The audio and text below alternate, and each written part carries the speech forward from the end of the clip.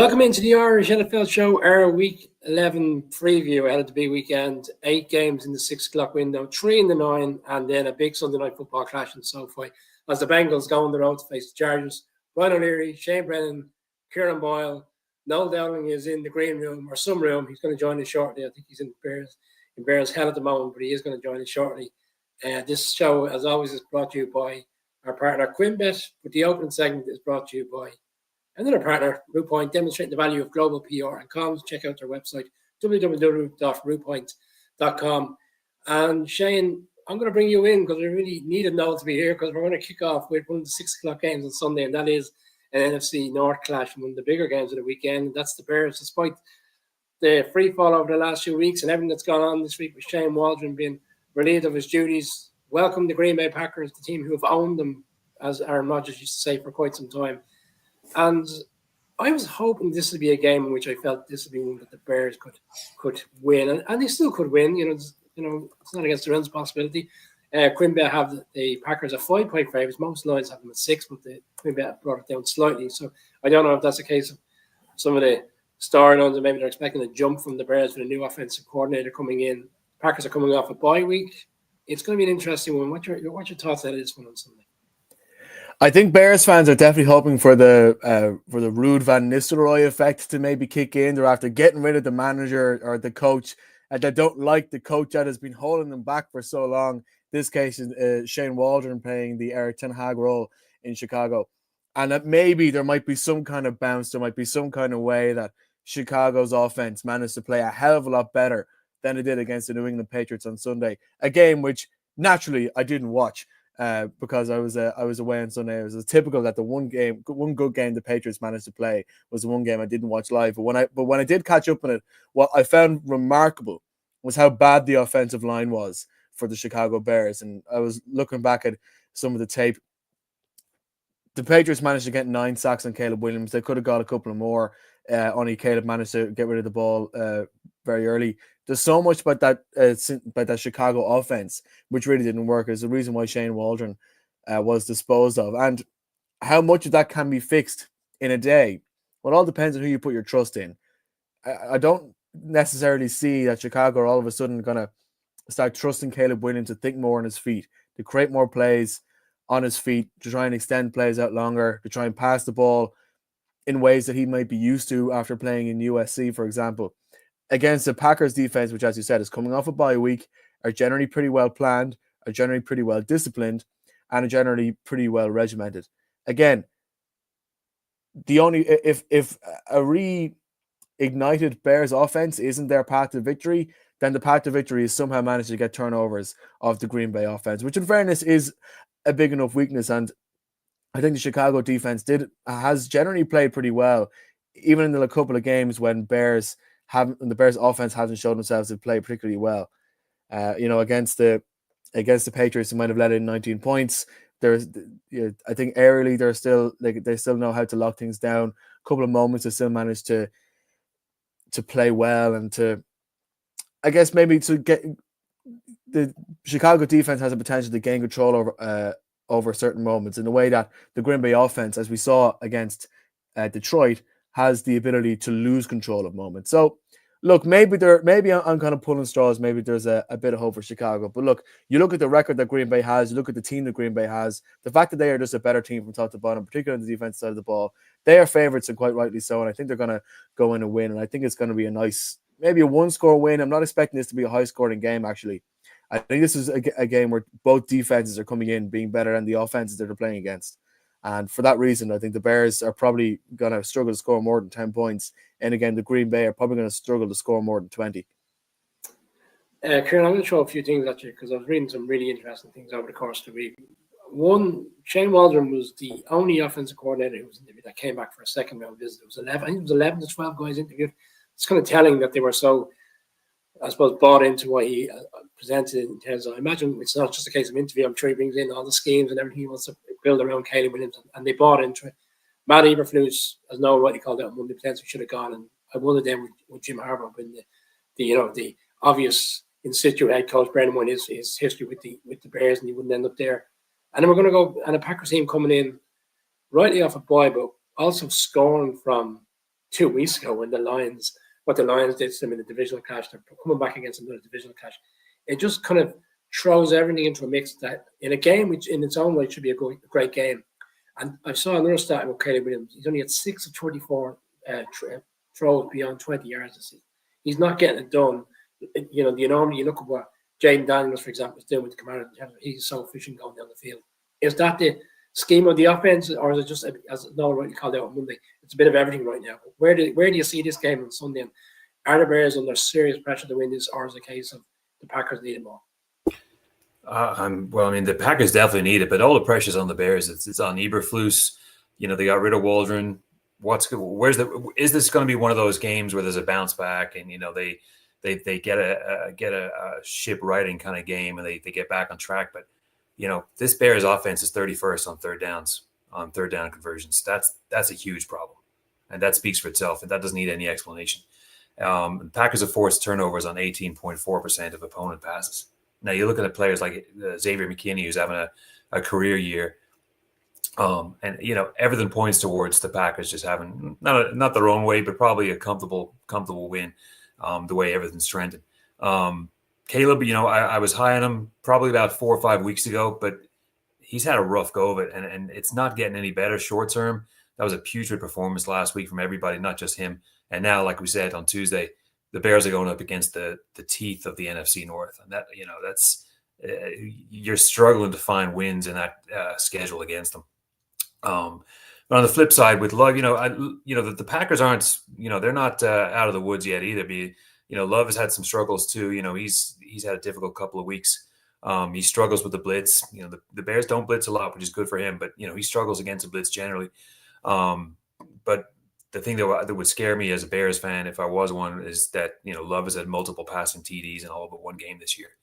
Now, I haven't checked the weather forecast, but, you know, it's still not terrible weather just yet in Chicago. You don't have to worry about the snow and the wind just yet. But, you know, I'd be very concerned if I was a Bears fan, notwithstanding that bounce back that we've seen with Darren Rizzi. We saw with, you know, even things like when Andy Dalton came in with the Panthers. We've seen this season there's been a little kind of uptick in performance when changes are made. I just don't see it this week. I think there's too many problems across the board with the Bears. I think the Packers, with all the weapons that they have, you know, they're going to go into Soldier Field and, you know, could be a 7-10 point win. Yeah, I think we're all for the lines. I think I'd like to see the Bears find a way to overcome this one and find a way to win, because it's been some time since they got a big win against the Packers, and by golly did they need it this week. And it's probably a right time to bring Noel into Stevens' Week 11 preview. Noel, you probably heard some of the comments in which we were saying over the course of the last few minutes around the difficult week in which the Bears have, and you rightly called it out, and we clipped it out in terms of the dysfunction. But is there hope and optimism for Sunday that they can find a way to overcome all the things that have gone on over the course of the last weekend and get a win against a marquee opponent in the Packers? And if I thought my little technical difficulties would get me past this Bears game, but sure, we'll have to go there. Hope you can all hear me okay there. I have to go to a different mic and everything. Yeah, look, it's a tough week. We seen the game last weekend. Obviously, they've been in a poor run of form. There's been a lot of negativity around the place that stems from the head coach to the offensive coordinator, who obviously becomes the guy that they kind of cut adrift in an attempt to save everybody else's job. But it's hard to see this weekend against the Packers team that have won 10 on the trot now against the Bears, that this Bears team can turn it around. The offensive line has been, it's just been disastrous all season. They're carrying injuries along there. So you struggle to see this Bears offense doing anything, you know, even with a new play caller. The hope is, you know, you're not going to change the scheme.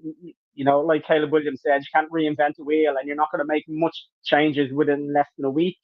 So you're just hoping the new offensive coordinator maybe has a better play calling ability and maybe has a better structure to the game than Waldron had, because that just wasn't working out.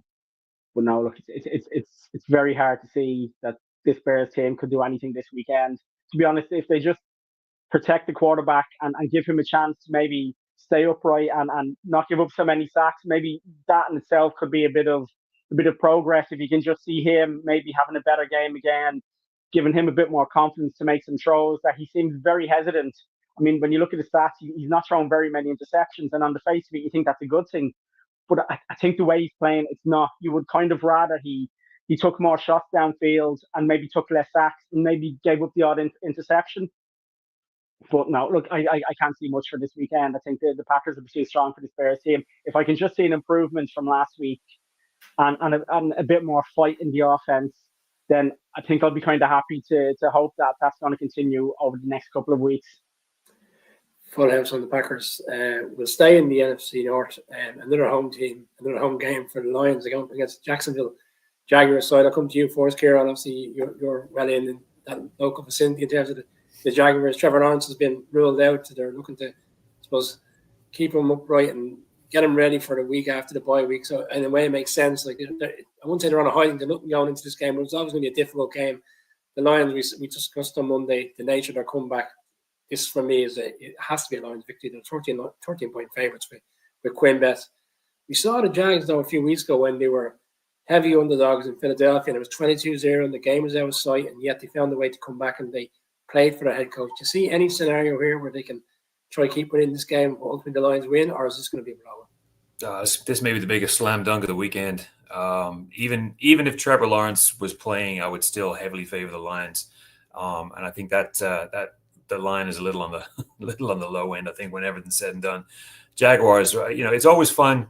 Well, it's not fun, but after a Jaguars defeat, I tune into the local radio stations and the TV kind of analysis locally here, and it's all doom and gloom. The Jaguars have such a terrible win-loss record since 2012. I think it's 68 and 100 and I forget what it is, but it's pretty horrendous over the past 12 seasons.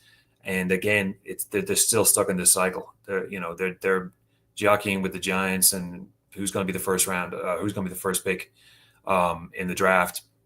Jaguars had a total of 143 yards on Sunday. Absolutely putrid. And 111 of those were passing yards from Mac Jones. Mac Jones is a capable quarterback usually, but he had a bad game too. 2 interceptions, struggled to move the ball. The whole Jacksonville team struggles to move the ball.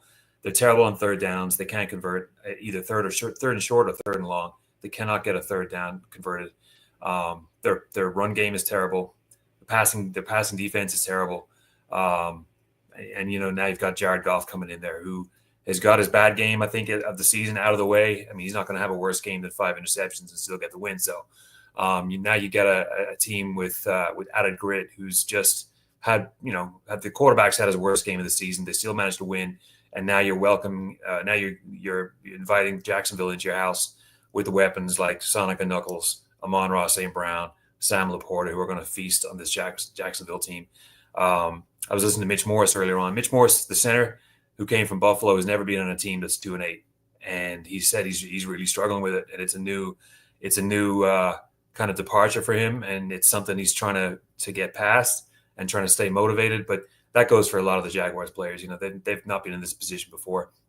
The last couple of seasons have been fairly productive, some playoffs, some not, but they're back in that kind of Urban Meyer slide that they had a couple of years ago, and it's disappointing. There's a lot of Balky stuff, and that's for another day. A lot of get rid of Balky, and everybody seems like they're trying to get the Ben Johnson kind of pick and get him as the head coach, and that talk will be ramped up all weekend with this game. But when you put it down, like it's a lot of the games that we'll talk about this weekend will be pick'ems maybe, but this is a slam dunk as you're going to get. Detroit averages 7.4 yards per passing play. This Jags secondary cannot stop their run defense, and the passing defense is awful. They've been scored on this season. They've been scored on this season 28th in passing points. The 28th in passing points. So they get run on, they get thrown on. Their ability to make big plays is not there. When you look at both teams and you add them up, Jaguars are far inferior. I think it's going to be another really tough day for the Jaguars in Detroit. Detroit's going to feast on this team. Mac Jones is going to struggle mightily. Very little to be optimistic about. We all know who the Lions are and what they can do. I think they're going to do it big time on Sunday. Shane, there's probably not a lot to be said after Kieran summed it up very well. There was a game a couple of weeks ago where the Lions managed to put up 51 points up at home against another AFC South team. And yet Goff only threw for something in the region of 100 yards. It was just 2 running backs. It was special teams. It was all these other players that were doing their business on the day. That's kind of feels like the nature of this game. Sunday, Goff may not even have to have big numbers to have a stellar game. There's so many weapons available to them. Where do we go with this Jags team? And is this Lions team right now arguably the best team in the NFC? I think the Lions team are the best team in the NFL. They're mine the NFC. And I'm looking at this game and looking at the 14 points favorite tags in the Lions and thinking, come on, they gotta win by more than that. Winning by 14 points here isn't good enough, and especially when you consider that the Jaguars are now playing with Mac Jones. And by the way, the Duval County gave the world Mac Jones, so best might be a bit of time for Duval County to experience the frustration that is watching Mac Jones be your starting quarterback. And they're facing against a Lions team who, after last week's performance, when, as Kieran alluded to, Goff threw 5 interceptions, they were down, 21, 23 to 7 at halftime, and shut out in the second half to come back and get a victory. Those are the kind of victories that turn a team which is good, but maybe a little bit cocky, into a team that isn't cocky anymore, but is confident. They have confidence in themselves, but they know not to take things for granted. And they're not taking this Jags team for granted at all. And I think they're going to absolutely wipe the floor with them. So, there's no point in throwing out stats or even reasons why the Jags might be hopeful in this one, the way I was throwing out reasons for Chicago against Green Bay. There just isn't a hope, because this is the Premier League playing against Johnson's Paint Trophy. It's as simple as that. Johnson Paint Trophy. It's been a while since I heard that one. No, Lions for me. You? Yeah, Lions for me as well. Okay, we'll move on to a 2-7 team against a 3-6 team, and I actually think this is actually one of the more interesting games of the weekend, because the Dolphins got out so far with a win on Monday, and Tyreek Hill is blowing the trumpet saying this team are going to go on a run. I'm surprise, we're going to make the playoffs. I don't know if that's really going to happen. But you do look, and we spoke about it on Monday, so look at some of the schedule, some of the games are coming up, and this is that type of game that they should be winning. And yet we saw the Raiders go into Baltimore in week 2 and found a way to get over the line then with Minshew Mania as quarterback. He's back in this weekend. Now, is Tyreek getting ahead of himself, or do you see a convincing win for the Dolphins? Bear in mind, they're 7.5 point favorite. I think it's 7 with QuickBet. For most of the week, they've been 7.5. They're expecting to win by double digits, essentially. Yeah, I mean, look, obviously we've seen the team prior to Tua being there and things that weren't going well, but now you have Tua back. He obviously knows how to run this offense. He's very good at getting that ball out quick, and that's obviously a massive bonus. And when you have Waddle and you have Hill there, so these are players that can really hurt teams. Then you have the run game that they have against the Raiders team, who are really struggling at the moment. It's tough for this Raiders team to kind of get going. It feels like they kind of had the stuff and knocked out of them. They were swapping quarterbacks back and forth constantly. And when a team is doing that, things just aren't working out for them. So, yeah, I think this Dolphins team now will look at it and think, I mean, at this stage, they're probably clutching at straws anyway to try and make a playoff berth, but still they'll say they can, and they'll go out there and they'll take advantage of having all their weapons back again. And I think this Dolphins team should be too strong, should beat the Raiders fairly easily. Yeah, I agree with you with Dolphins. I think between Mostert and A-Chain and the guys, as you said, offensively they're too stacked not to put up a number on this Raiders team. Picks from yourself, Kieran? Yeah, I think the Dolphins will win, but the comeback story might be cut short after this one, but I'll take the Dolphins. Shane? One interesting aspect of this is the fact that the Raiders are coming off a bye week and the Dolphins are coming off playing a Monday Night Football. I think there is some talk that the physical nature of the Dolphins win might hold them back against the Raiders, but they're playing against the Raiders, and they're playing against the Raiders at home. The Raiders who have to fly a long way from Nevada to play in an early kickoff in Miami. And I just think that is, we could talk about energy all we want, but I just think that the Dolphins will be good enough because they will have the confidence in the game plan to score points in the way that the Raiders won't. I'll stick with you, Shane. Another AFC East team, and that's your beloved Patriots, coming off a great victory last weekend. It's a shame you weren't around on Monday to soak it up and give them all a bit of jibbing, but they find a way to win. And now all of a sudden, like Drake May has played quite well over the course of the last few weeks, and I can understand why Patriots fans are quietly optimistic going into this one going up against a Rams team that may have been getting ahead of themselves, losing Monday Night Football. And it's just not the same scenario. Here's a team that's coming off a defeat on Monday, traveling across the country into Foxborough, 4.5 point favourites for the Rams, which for me is quite light. But I can see why certain people are picking the Patriots to win this game. For me, I'm going to leave it to the Rams. I think the Rams are more to play for this season, and I think they'll come out and win on Sunday. But your thoughts on this one? I come into this game bouncing because when you see the way Drake May has been playing the last couple of games, when you see the fact that the Patriots have held their last 3 opponents to under 23 points, since they played against the Jags in Wembley, the defense has hardened up. Those comments that the Patriots are a soft football team has certainly worked on the defensive side, and there was a couple of series of plays against the Titans where I was not particularly impressed. But generally, they held the Titans to close enough that the game was salvageable in the end with Drake May. And when you look at the way that Drake May is playing, I can't help but love the guy. Even the way he answers questions. You ever notice that when he's in a press conference, he always turns his face to make sure he gets to hear you. He's just a cool dude, and I think many people like him. And they like what he's putting out on the field. They like how he's playing. I know against the Bears he didn't put up his strongest performance, but you're not going to get the strongest performance every week. What was key? What stood out to me for the Patriots offense, though, which has me a little bit worried, is the fact that Drake hasn't quite found a receiver he can trust, because every week we come up, there's a different receiver that's doing the work, or a different receiver that's putting out the plays that actually makes a difference in the game. Sometimes it's Booty, sometimes it's Hunter Henry, sometimes it was Jalen Polk when he got the touchdown in Chicago last week. And if that was San Francisco, you'd say, "Oh, look, he's got weapons. Here's the quarterback passing around." That's not the case in New England. He's yet to find the one person who he knows that's the guy I'm going to throw to when I need to. In the way that, for example, Joe Burrow has Jamar Chase. We saw the amount of yards that they managed to put up in Thursday Night Football last week. And then look at what the Rams have. The Rams may have a little bit of a Matt Stafford problem.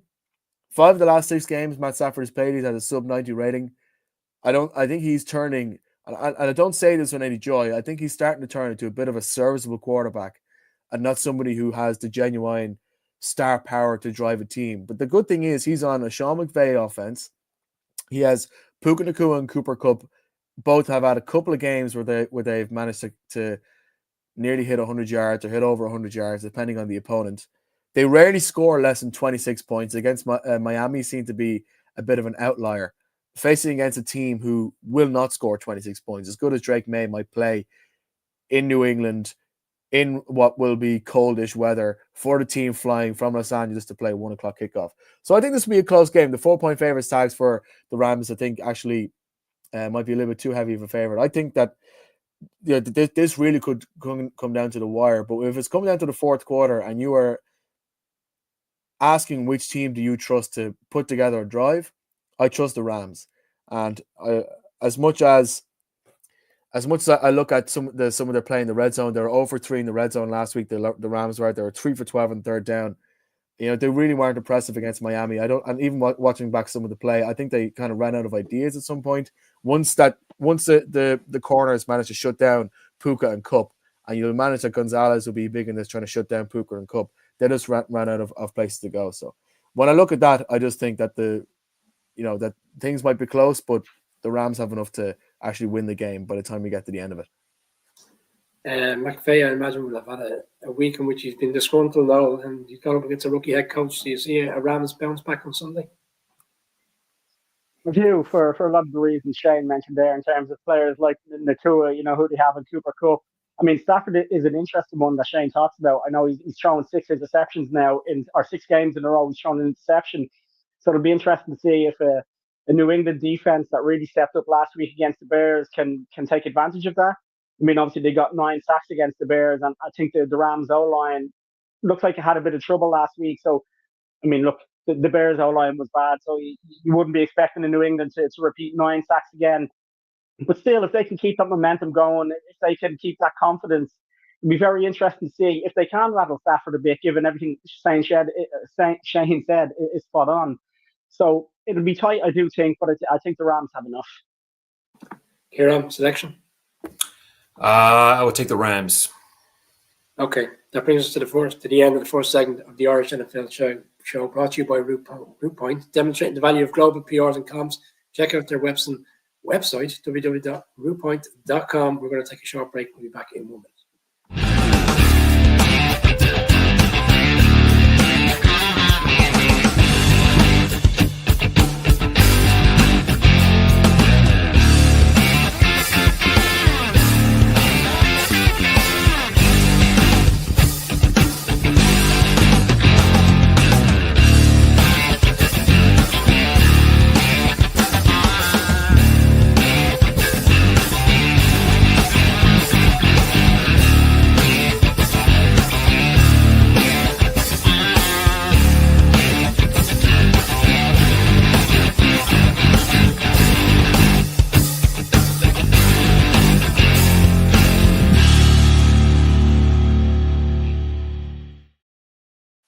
That was Buskers on the Ball. Check out Buskers on the Ball every Sunday for the NFL action, €6 points. And we will be there this day, 2 weeks for Thanksgiving Day. Bears against Lions, putting all through more misery, or maybe they shock the best team in the NFL, as Shane what he called out. And then I will heap into more misery again because the Giants will by then have Drew Lock as quarterback going up against a Cowboys team that will be out without Dak Prescott. Free entry, all drinks, all points, €6 all night. Please come and join us on Thanksgiving night. We'll crack on, which is probably one of the lesser games of the weekend. I think we'll just do around the table on this one because with the exception maybe of James Winston going back into New Orleans against a team that are buoyed by their interim head coach, I don't see what else there really is at the moment to discuss about this team. So around the table, I will name Saints. I think Saints find a way to navigate another victory this week. Shane? Geez, I can't even remember who I picked this one, Browns or Saints. So can I pick the referees to win this one? I hope that they throw as many flags as possible. I'm going with the Saints. I just, I think they at some point someone's got to come good for them. I think the form they showed in the start of the season when they won 2 games got to come show up somewhere. Might as well show up against Cleveland. Kieran? If you ever listen to Bill Simmons' podcast, he would class this as a poop fecta. This is gonna be a real tough watch. But golly, 2 teams that can't score. I'll take the Saints by a field goal. No, Valdez-Scantling with 2 touchdowns last weekend. Does he become the main guy for Derek Carr for the rest of the season? Are you on the Saints or Browns? Surprised if he repeated last week's 2 touchdowns, but look, who knows? He maybe he can pop up and get a touchdown. I'm imagining the Saints and give them home field advantage in this one. Right now, I'll stick with you. This is arguably one of the bigger games of the weekend, if not the biggest. And it's the AFC North clash, the 7-2 Steelers hosting the Baltimore Ravens. And year in, year out, we've seen these two go up against each other. And you really never know who's going to come out the right side of it. The Ravens are 3-point favorites going into this one, but I can see merit to the argument as to why the Steelers, who are playing arguably one of the best form teams at the moment, we saw Russell Wilson last weekend. It's a tough one. It's one of the bigger ones of the weekend, and it's one of the tougher ones of the weekend to call. So I'll start with you. Where are you going with this one? Yeah, no, it's a tough one, and it's definitely up there with the Chiefs game as being something to want to really watch. If anybody looked at the picks earlier, I'm going to surprise you, and I'm going to go for something different because I did originally go for the Ravens, but as I was kind of looking into it, I'm just going to go with the Steelers. I like the balance the Steelers have now since Russell Wilson has come in. You know, we know this Steelers defense is really good. We know this Ravens offense is really good, especially at rushing. So it's going to be interesting to see how one of the best rushing offenses in the league goes up against one of the best rush Ds in the league. And then for me, it's the Ravens defense that just has question marks this year.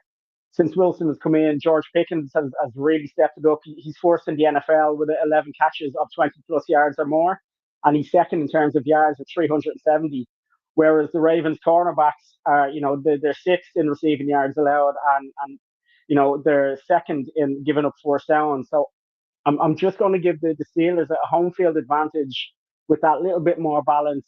And in fairness, when you look back over the history of Ravens Steelers games, I think the Steelers are very good at working on Lamar. I think, he has had the odd good game against them, but I think more often than not, they find a way to not quite shut him down, but to slow him down. I think Tomlinson has a good eye for when it comes to Lamar Jackson. And I think, again, that defense looks really good this year. And I'm just going to say that the offense will be a little too strong at home for a Ravens defense that I think at some point will click. but so far hasn't really been what you would expect from a Ravens defense.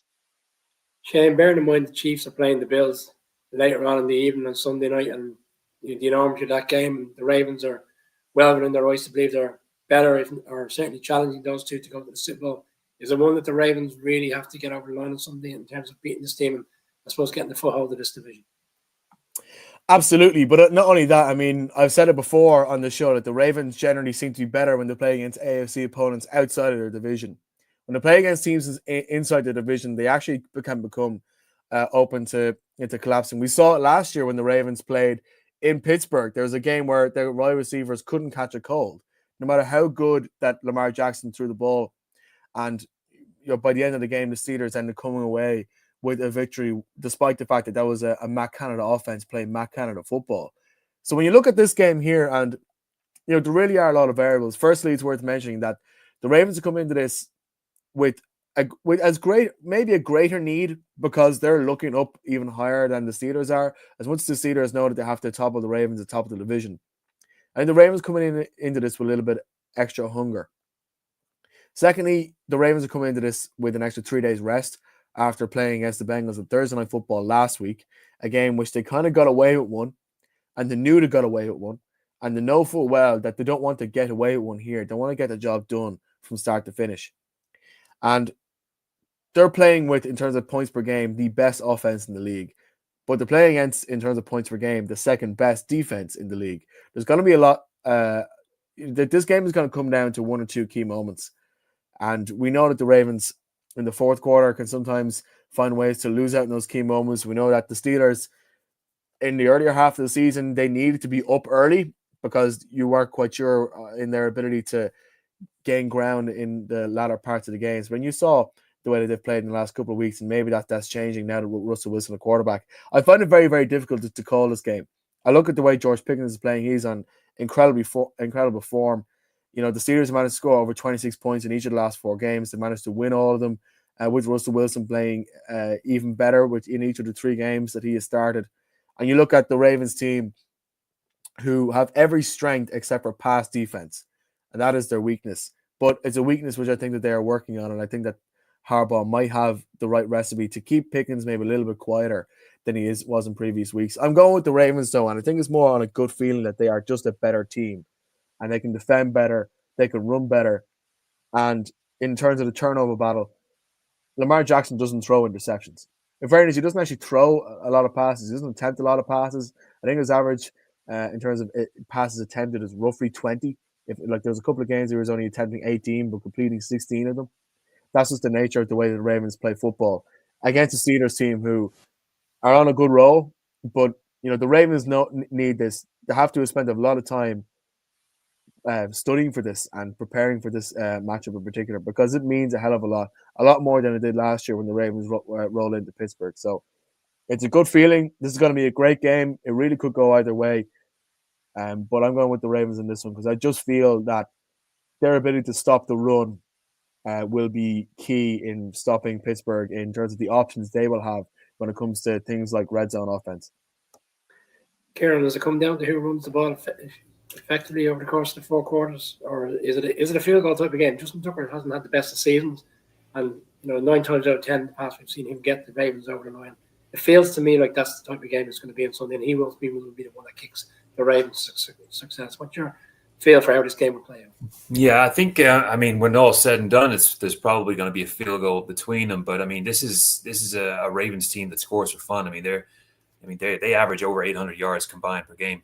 But in the matchups, they throw the ball around, they run the ball a hell of a lot with Derrick Henry. He's put up multiple 100-yard games. The only thing that concerns me with and it's a crazy stat I brought up before we talked about the Jets game. Steelers are outscoring opponents 135-55 in the second half of the season. So the Ravens are going to have to put up a huge amount of points to get that 14, 17-point lead early and hold on to it, because this Steelers team, again, with your TJ Watt, that defense, and Boswell coming off the bench, that's a huge factor for the Steelers every single week. Lamar exploded last week in the second half, so that's what's kind of leading me towards the Ravens. 15 of 19, he had 3 touchdowns in the second half, and it's a team that doesn't really struggle putting the yards up, putting the points up. Steelers are starting to get a little bit better now. They're starting to get points in the 20s as opposed to the teens that they had earlier in the season. But I still think it comes down to who can score the most points. Steelers defense is going to be, they're going to be able to stop Lamar to an extent, but Lamar is Lamar. And if you don't stop him with the arm, he's going to run those legs. And if he doesn't run it, he's going to hand it off to Henry. So I fully believe that the Ravens are going to put up a lot of yards. I actually like a fairly high scoring game in this one, despite the Steelers' kind of lockdown defense. But there's too many skilled players out in that field. Zay Flowers, he's basically good for 100 yards at this stage. And Lamar's Lamar. Russell Wilson, he's kind of graduated a little bit from the dink and dunk, and he's starting to throw downfield. To Mike Williams, hashtag, what do you say, red line earlier in the week. So, Wilson's fully capable of throwing it downfield too, just as well as Lamar is. So I like a fairly high scoring game, offense to the 4, something in the 30-25 region. So, but I still like the Ravens. I think they've just got too much when it comes down to it. Yeah, the Steelers are coming off a high-scoring game last week in which they got out the right side of against the Commanders in a 28-27 victory. So we're not opposed to high-scoring Steelers games. We've seen them before. We might see it this weekend. I'll start with the next one, which is the Titans hosting the Vikings. The Vikings are 6-point favorites going into this one. Like, this is a Vikings victory all day long. The only concern I have right now is Sam Darnold. The Vikings are playing well in the sense of they're getting the victories. They got the victory last week in Jacksonville. It wasn't impressive. And they could have won in spite of Sam Darnold because he was throwing interceptions. He struggled throughout the course of the game.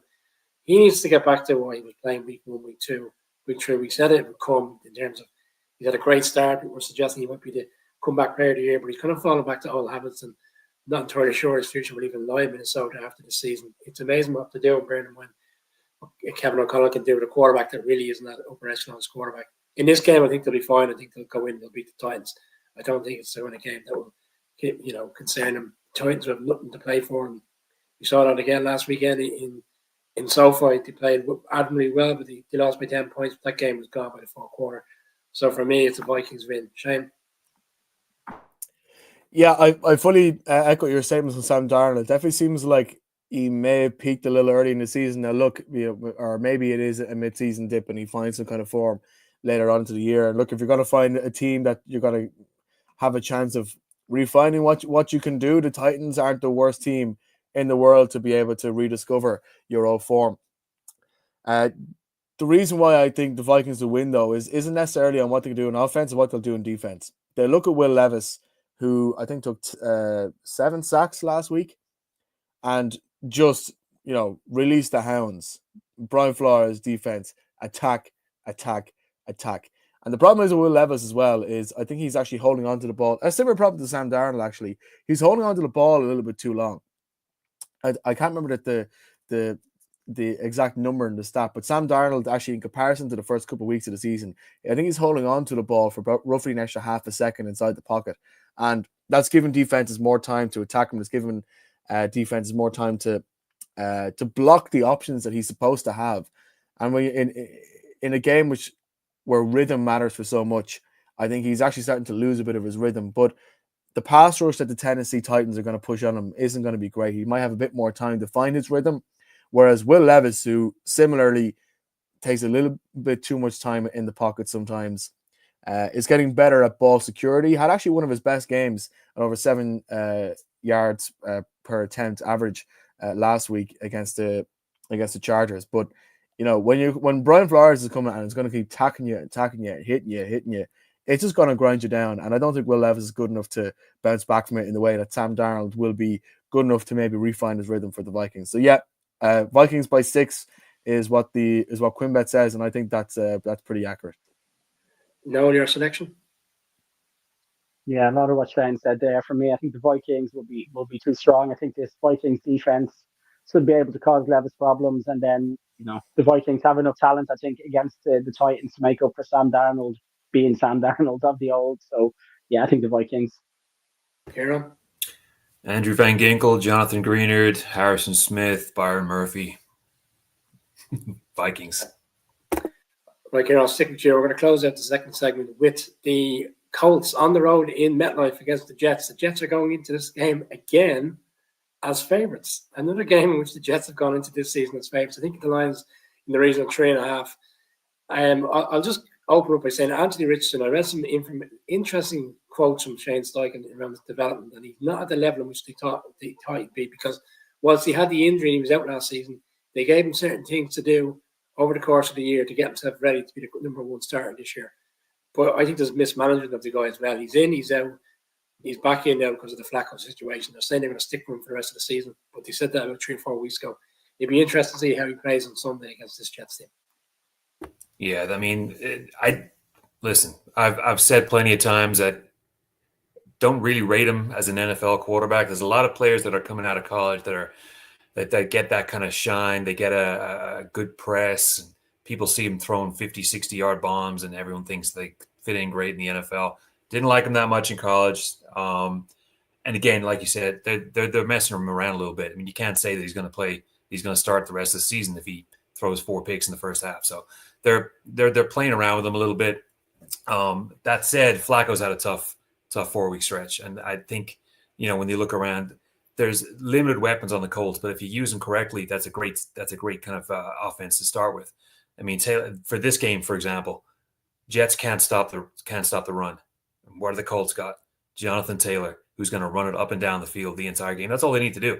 I don't think Richardson has to do much. I don't think he's got to throw the ball that much. The Jets are that bad right now, trying to stop the run, that I think that there's going to be maybe 30 handoffs to Taylor in this game.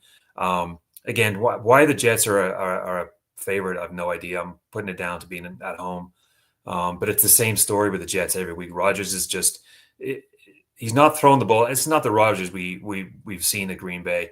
He's not throwing it, apart from that one play, that one Hail Mary throw. Everything is screens. It's look downs. It's check downs. It's 5, 6, 8, 10-yard throws. It's getting Garrett Wilson for a first down on a 3rd and 4. There's no dynamic plays. There's no stand up and go, oh, how did he do that kind of plays? This is not the Rodgers. This is the Rodgers we're seeing now is a Rodgers who's just full of kind of brash and bravado, who thought he could go to the Jets and turn them into a championship team. And you still hear the same things from Devontae Adams saying the players aren't ready or the energy's not there. I mean, how many times you got to hear it? This is a bad Jets team. And I still hear people on the Fan in New York talking about how they could go on a run and make the playoffs. I don't think anyone thinks that's a possibility right now, even though their schedule gets a little easier. But I like the Colts defense to do some work. Zaire Franklin and Kenny Moore to do some work on Rodgers, make his life uncomfortable. But when you look at you look at the two factors, Jonathan Taylor with the ball, the Jets the backfield trying to stop the run. Taylor's going to win that battle every single time. And I think that the Colts are going to have too much for the Jets. There's too much going on. There's too much noise. There's too much everything. And it's not good with the Jets. So I like the Colts by 3. No, we spoke a few weeks ago, because on the ball, we were doing a preview of that Colts-Texans game around the reason and the rationale why they had to stick around in Richardson, and then the following week they took him out. But they really have to play him now, because that old saying in the NFL, whether it's year 2 or year 3, if you don't know by now, you'll never know. And we've seen it unfortunately last 6 years over on our side, Jimmy and Kieran. I mean, the Colts really do have to play him, no matter what the circumstance. They got to see what they got in this guy, because after 2 years, a year when he's out injured, and then a year where he's in and out of the team, they really won't know. They probably do know, but they're never really going to 100% know unless they give him this opportunity. Can he do enough on Sunday against a Jets team that are really struggling after last weekend's loss in Arizona? Yeah, I don't know. I think you're spot on. You do have to see what you have in the player. I can understand from the Colts' point of view when they feel like they have a chance to compete against the Texans, and you see someone like Joe Flacco there who brings stability, and you look like he can come in and just calm things down and be efficient. But once he starts throwing picks, then what's the point in leaving that young quarterback sitting on the bench? When you're not getting the results with Flacco, you may as well, as you say, have the young guy in there and just see what you have from him. I'm like Kieran, I don't rate him as an NFL quarterback. I said it before, I thought he was ridiculously highly drafted. I don't think he's going to be good enough. I think he's the kind of quarterback who he looks awesome. He has all the measurables, and then you watch him throw 2 ridiculous interceptions and you have no idea what he sees down the field. Or sometimes it's not even that far. And for me, that's the reason I'm going to go for the Jets. And I did say the other day, I'm off this Jets train. I'm done picking them. And I still feel like that in general. I'm not overly confident on where the Colts are. I think when you're flip-flopping with your quarterback, it does nobody any good. As you mentioned, what does it do to that young quarterback psyche? I think the Jets defense was awful against the Cards last week. I do think they'll have a bit of a bounce back in terms of they can't be that bad again. They look like they quit. The tackling was atrocious. I think that will be better. Jonathan Taylor is a massive threat here on his right, but I just don't think he's going to have enough to carry the whole game on his shoulders. I think Aaron Rodgers hasn't looked great, but I think he still has the talent, and I think this may be one of the games where he'll be able to use those weapons around him to get a narrow win. But I don't think it's going to be a good game. I think the Jets, the two teams, I don't trust either one, and I just think the Jets at home will probably sneak a win. Shane, the Jets went back to padded practice this week. The type of stuff they usually do in July during training camp. They spoke about the lack of effort defensively last weekend. I'm siding with Noel. I'm going to go yet again with the Jets to find a way to win this. Your selection? I'm not backing the Jets. That's that simple. As much as the Andy Richardson thing can be perplexing in Indianapolis, I'm not backing the Jets. Give me the Colts. Right, yeah. Well, that was the team you said was going to win the AFC South, so I can understand where you're giving them the final chance. Right, that ends the second segment of the Irish NFL show, Week 11 preview. Right, we'll crack on with segment 3 of the Irish NFL show, brought to you by our partner, Quinbet, and we're going out to Mile High, and I'll start with yourself, Shane, and that is Kieran. Sorry, I'll come to you, Kieran. The Falcons against the Broncos. For me, this is actually, again, one of the games of the weekend where it's hard to make a selection. There was a conversation going around this afternoon that Michael Penix may even play because Kirk Cousins was banged up, but he's been declared available now. He's practiced today. And the Broncos are going into this game as two, I think it's 2.5 point favorites, 3 point favorites. And I can understand the rationale behind that. They're at home, the Falcons are up and down, and they struggle at times on the road, and going into Mile High can be a bit precarious at times. I'm still not entirely sure that if the Falcons were to get up to speed and ice up that the Bo Nix and this Broncos offense could live with them. But it feels like that kind of game where the Broncos defense gets on top, they may get the victory. Yeah, and the Falcons are still kind of bruised and battered from last week's game in New Orleans. Broncos showed me a hell of a lot last week. That defense did absolutely everything they could to stop Mahomes, and they should have won that game. I mean, we can all be honest how they did not. We all know, but they showed me a huge amount. Denver's they're plus 18 in sack differential, which is the best in the league, and the Falcons are minus 11 in sack differential, which is 29th in the league. So you're looking at two defenses and kind of polar opposites. And with that regard, combine that with Bo Nix and combine that with Cortland Sutton and some of the weapons that Denver has, they're playing at home. Falcons, is Penix going to play? Is Cousins going to play? What's that going to do to the dynamic of the run and the pass game that we've seen over the last 2 months? Difficult little period for the Falcons. I mean, that's always a tough place to play. I'm not sure if we've heard anything about the Young Ho Koo, if he's going to be playing, but he might have a better chance in Mile High conditions kicking the ball. But I mean, he lost in the game last week, let's be honest. But I'm really coming on board with this Sean Payton Broncos team. Last week was just a real eye opener for me. I've seen them, and I've seen them against teams, but to go up against the Chiefs the way they did, and to go toe to toe and not back down, that showed me a lot. And everyone knows about this defense led by Pat Surtain and what they can do. But we're forgetting about Bo Nix and his ability to scramble. Similar to Drake May, he's great with his feet. He's always good for 45, 50 yards on it with his feet, and he's got that ability to make plays when needed. And when you got not great weapons, but Cortland Sutton's a serviceable wide receiver, and they have enough weapons to trouble this Falcons team, because the Falcons defense had a pretty nice start to the season, but they've been in decline, especially the secondary in the past month. And with that said, I like the Broncos at home. I think they've got a nice little head of steam. That almost win, I'll call it a kind of a not a what's that word for you don't win a game, but it's a glorious defeat. There you go, glorious defeat. That's going to do a lot for them. That's going to show them a lot, because not a lot of people, me included, had rated them at the start of the year. But I think that's last week's performance is really going to be kind of springboard for them, and I like them against the Falcons. I think they're going to win. Well, I'm going to go with the Falcons. I actually think sometimes we see where you get so close to winning a game, the impact the following week can still sting and still live with you. And that's why I think the Falcons, who really need to prove a point, having lost in New Orleans last weekend, I think this game could suit Kirk Cousins to go out there and air it out a bit. And I'm going to go with the surprise. I'm not sure it's a massive surprise, but I'm going to lean Falcons in this one. No. Yeah, I generally like this Falcons offense, but I love this Broncos defense so far this season. And I think with Bo Nix looking serviceable there, and the offense is doing enough to capitalize on a strong defense. I think at home the Falcons won't have enough, and I think the Broncos will win. Shane? I don't think karma was Denver's friend last week, so I think they're due a win this week. So give me Denver. Right, Shane, I'll stick with you. NFC West clash out in Santa Clara as the Seahawks go in to face the 49ers. 49ers coming off a big victory last weekend. It wasn't the best of performances, but they managed to get over the line 23-20 in Tampa. And it feels like the starting point of a team that's come off the bye week. Now they have to start going on a run. McCaffrey's back. Do you see any way that Seattle can go in and turn them over?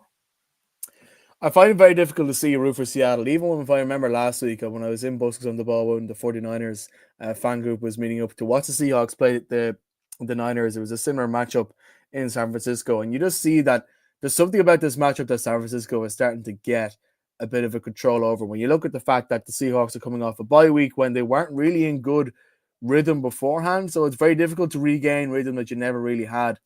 I mean, you look at Geno Smith, he's 11 touchdowns for 10 interceptions in the year. They're 26 in yards in terms of their run defense, in terms of yards per game. So they're not a very strong run defense. They've let in 26 points in every game that they've lost. So they haven't lost any low scoring games. Their defense, which is supposedly the main strength of the new head coach coming in, it hasn't really been performing well enough. And you're playing against a San Francisco team who, as I mentioned earlier in the show, have a lot of weapons. They've got Christian McCaffrey coming back, who was a really effective receiver last week, not just as a running back. I think, as you were mentioning there, the fact that the 49ers might be starting to build a bit of rhythm coming in now. This is a divisional opponent which they need to defeat considering the nature of the division. I think they can defeat. I think they have everything in place to go and win. I find it very difficult. I mean, we've seen this division when we've tried to predict things. We say, I found it difficult, for example, to see that the Rams would beat the Niners a few weeks ago. But look, they managed to find a way to come back in the fourth quarter. When it's a divisional opponent, and especially the way the NFC West is shaping up, you never really do know. But I just find it very difficult to see the Seahawks having a path to victory here. We know how good their wide receivers can be. We know that when their offense lights up, it lights up a lot. But I just don't really see it happening here. And even if this does become a bit of a high-scoring duel, if the Seahawks manage to score 26, 27, 28 points, the 49ers will score 35. That's just the nature of this game. I think they'll have control. They have weapons. Kittle is playing exceptionally well. So, yeah, the Niners are strong enough here. No, the 49ers have lost to the Rams on the road. They've lost at home to the Cardinals within the division. This is obviously the final leg. They have gone into Seattle and won on a Thursday Night Football. Are you with Shane? Do you think the 49ers have too much? I think the 49ers team, obviously with Christian McCaffrey coming back, you feel like maybe they're starting to put things together now. The Seahawks are a team that I just don't feel you can trust. Geno can be up or down depending on the week. They make some silly mistakes. I mean, look, it's a new coaching staff there, so maybe things are bedding in. But I think for this game, even though it's a division game, which can be tough, I think the 49ers are starting to go. Ricky Pearsall had a good game last week and he got a nice touchdown. So that's another weapon now that you think it can be added into the mix there to cause problems. And I think this 49ers team, I think you will see them over the next few weeks maybe start to go up the gears a little bit. And I don't think the Seahawks will be able to live with that. So, I think the 49ers will get the win. Kieran, on Monday, you suggested that Brock Purdy went up the gears in the big win in Tampa. Do you see the same scenario this Sunday? I actually have the Seahawks winning this at home. I think they're due a win. They've been treading water in the division, but I think they do a big game. Kenneth Walker's due a big game. The Seahawks have one of the worst run games in the league, but I fancy him to blow up this week. I just think at home, weather's getting a little colder up there. Another road game for San Francisco. I think Seattle's going to cause a little bit of a surprise this week. I like Kenneth Walker. Santa Clara this weekend. Oh, I'm sorry. Changing it? No. I still like Kenneth Walker to go off. Sorry, I had my teams backwards there. No, I still like Kenneth Walker to have a breakout game. I think the Rams are due. I think this is going to be a win for the Seahawks. Right, I'll stick with you, Kieran. We're going to talk about arguably the biggest game of the weekend. I know the Ravens and Steelers is one, the Bears Packers. This one in its own right is right up there. This is one we all look forward to all season long. It's in the late 4 o'clock window. CBS have it, and over the course of the last hour, it's been confirmed that Harrison Butker has gone on IR and will be out for 3 or 4 weeks. And sometimes when a kicker goes on IR, you don't really worry too much, but he's such a pivotal part of this team. And this is the kind of game that could come down to a field goal. Do you think it impacts the end result on the Bills, or do you think the Chiefs can stay unbeaten on the road? I mean, I really love this Bills team. I love what they're doing. I love Josh Allen. Love what he's doing. Again, he's running the ball less, and he's throwing the ball slightly less, but he's throwing less picks, which is, that's that kind of natural progression over the course of his career in the NFL. I know the Bills are home favorite, but the thing that's kind of thing to bear in mind, Mahomes is 10-3 as an underdog. That's a couple of things that are kind of stopped me in my tracks. He's 1-3 in the regular season against Buffalo, but 3-0 in the postseason when it really matters. However, this is regular season. This is Buffalo at home.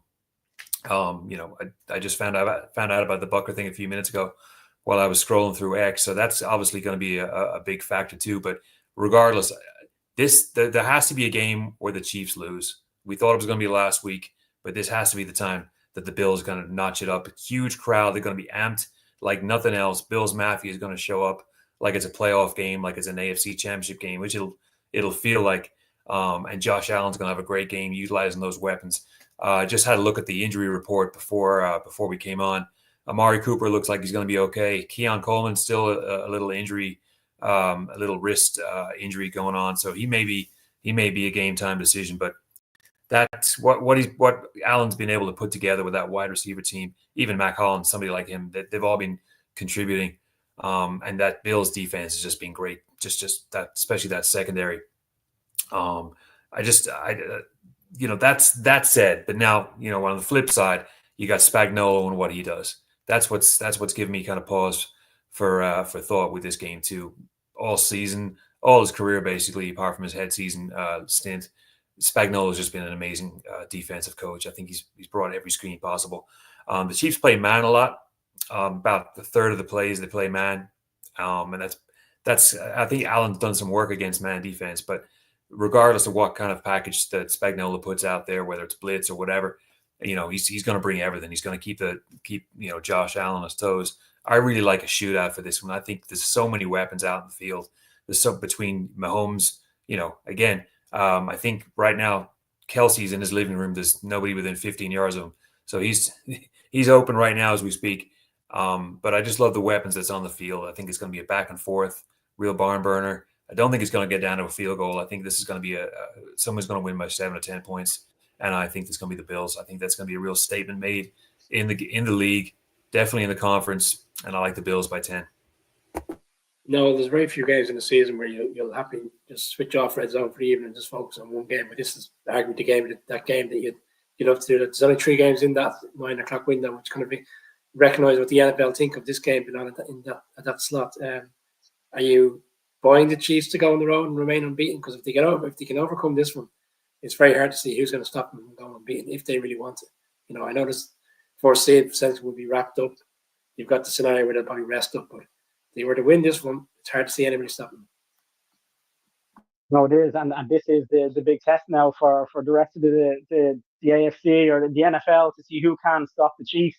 The Bills are one of those teams, one of those small number of teams that you would say could be the team to do it. And it'll be interesting now to see if it happens this weekend. I mean, Kieran mentioned that the Bills have a couple of players that are potentially missing. Keon Coleman, I think he may even be out, but then, Dalton Kincaid is another player. So what the Bills can't afford is to be missing weapons like that against the Chiefs.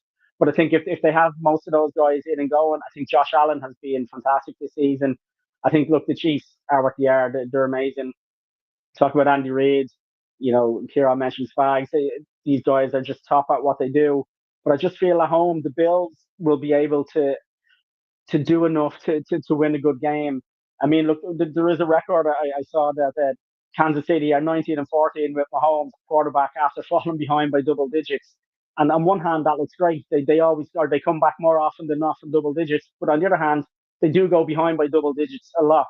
And I think if a team like the Bills can put them double digits down, then I think, especially at home, they should be good enough to hold on. And look, we'll see. We've said this about the Chiefs every week. How did they do it? How did they do it? Will we be here on Monday again saying, how have they done it again? I wouldn't put it beyond the realms of possibility. But I think for this weekend, I think the Bills will be able to just do enough to stop the Chiefs and give them that first loss.